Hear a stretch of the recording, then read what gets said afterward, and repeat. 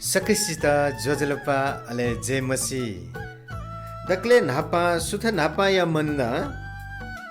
थौयागु नेगुगु सुथ नापा या मन्ना उपदेशक 12 अध्यायगु 13 पदे 34 गु फुक्क खन यने ढुङ्कला खया लिचो ठय ख परमेश्वरिया भएका अले वेकया आज्ञा त मानेया छाडासा मनुतेसा या मागुजा ठय ख जीवन या सुख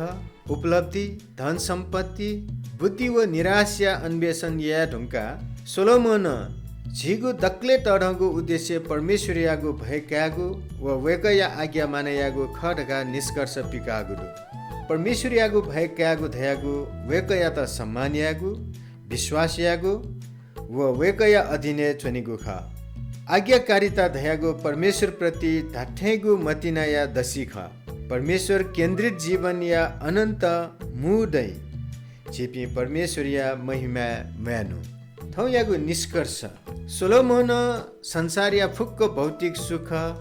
ज्ञान व मानवीय कुत अजम्बर वा छेनी ख धका निष्कर्ष पिका ढुङ्का ठो निष्कर्ष पिकागुदु ठुकी क्योंकि संसारमा बियाचंगु सन्तुष्टि अस्थायी ख तर परमेश्वर लिसिया स्वापु स्थायी व सार्थक जी परमेश्वरिया भए हितोपदेश व उपदेशक परमेश्वरिया भए धैगु आतंक या अवस्थामखु बरु वेकया पवित्रता न्याय व सार्वभौमिकता या त मान्यता बिया वेकया नीति गहिरो सम्मान भक्ति व श्रद्धा ख मनुया पूर्ण कर्तव्य थन पूर्ण कर्तव्य खगो या अर्थ मनुया बन्धने तैगु भारमखु तर मनु जुइगु या वास्तविक अर्थ परमेश्वरिया महिमयागु व आज्ञाकारिता जुइगु ख थौयागु प्रार्थना हे दयालु परमेश्वर जिगु मन उखे ठुखे ख्योठा लासान छिगु गोब्ले हिले मखुगु प्रतिज्ञा विश्वासयागु सेनादिस जिगु जीवने छिगु उपस्थिति व विश्वास योग्यता या नीति